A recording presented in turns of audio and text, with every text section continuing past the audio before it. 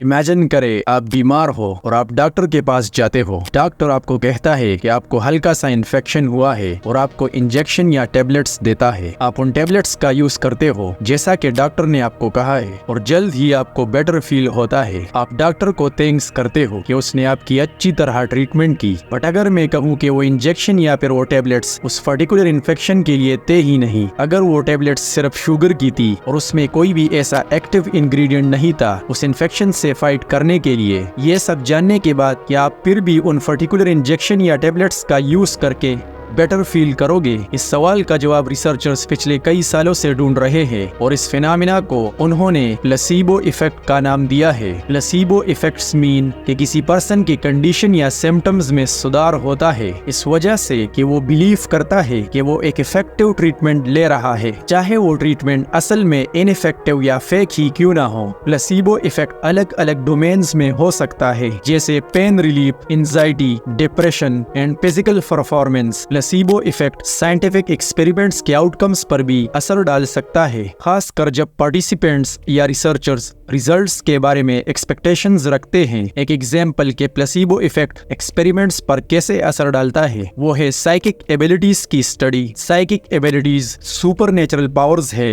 जो लोगों को नॉर्मल सेंसेस से एडवांस्ड इंफॉर्मेशन या इवेंट्स को परसीव या मैनिपुलेट करने की अनुमति देता है। कुछ एग्जांपल साइकिक एबिलिटीज के telepathy, clairvoyance, precognition and psychokinesis. बहुत लोग बिलीव करते हैं कि उन्हें साइकिक एबिलिटीज है या कि वो उन्हें ट्रेनिंग या प्रैक्टिस से डेवलप कर सकते हैं, बट कोई साइंटिफिक एविडेंस नहीं है कि साइकिक एबिलिटीज एग्जिस्ट करते हैं या कि वो रिलायबली डिमॉन्स्ट्रेट किए जा सकते हैं। असल में बहुत सारे स्टडीज जिन्होंने साइकिक एबिलिटीज को स्टडी करने की कोशिश की है उनमें कोई भी पॉजिटिव रिजल्ट्स नहीं मिले हैं या उन्हें फ्लॉड या फ्रॉडुलेंट साबित किया गया है। और कुछ स्टडीज ने पॉजिटिव रिजल्ट्स रिपोर्ट किए हैं जो सजेस्ट करते हैं कि कुछ लोगों को साइकिक एबिलिटीज हो सकते हैं या फिर कोई कंडीशंस उन्हें इनहेंस कर सकते हैं। लेकिन हम इन पॉजिटिव रिजल्ट्स को कैसे एक्सप्लेन करें? एक पॉसिबल एक्सप्लेनेशन है प्लेसिबो इफेक्ट का। प्लेसिबो इफेक्ट एक्सपेरिमेंट के आउटकम्स पर साइकिक एबिलिटीज के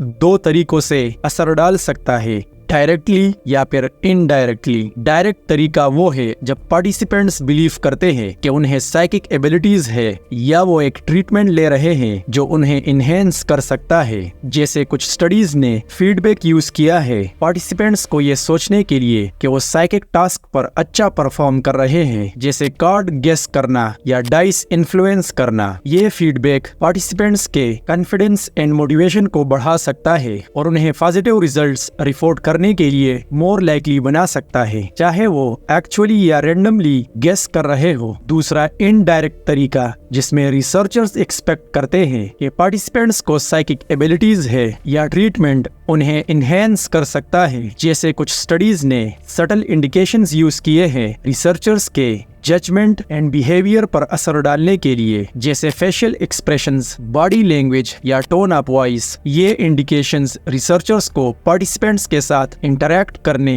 डेटा रिकॉर्ड या एनालाइज करने में या रिजल्ट्स इंटरप्रेट करने में असर डाल सकता है। ये एक बायस क्रिएट कर सकता है जो कि साइकिक एबिलिटीज के हाइपोथेसिस को फेवर करे, चाहे डेटा उसे सपोर्ट करे या ना करे। प्लेसिबो इफेक्ट बहुत ही पावरफुल हो सकता है और रिसर्चर्स एंड पार्टिसिपेंट्स दोनों पर असर डाल सकता है। इसलिए जरूरी है कि हम ह्यूमन माइंड्स की कॉम्प्लेक्सिटीज को समझें एंड प्लेसिबो इफेक्ट को कंट्रोल करें जब हम अनएक्सप्लेन्ड के क्लेम्स को इवेल्युएट करें। एक तरीका यह है कि हम ब्लाइंड या डबल ब्लाइंड प्रोसीजर्स यूज करें जहां पार्टिसिपेंट्स एंड रिसर्चर्स नहीं जानते कि कौन रियल ट्रीटमेंट ले रहा है या फिर क्या एक्सपेक्टेड आउटकम्स है। ये बिलीव एंड एक्सपेक्टेशन के रिजल्ट्स पर असर कम कर सकता है एंड एक्सपेरिमेंट्स को ज्यादा रिलायबल एंड वैलिड बना सकता है। उम्मीद है जानकारी आपको पसंद आई होगी।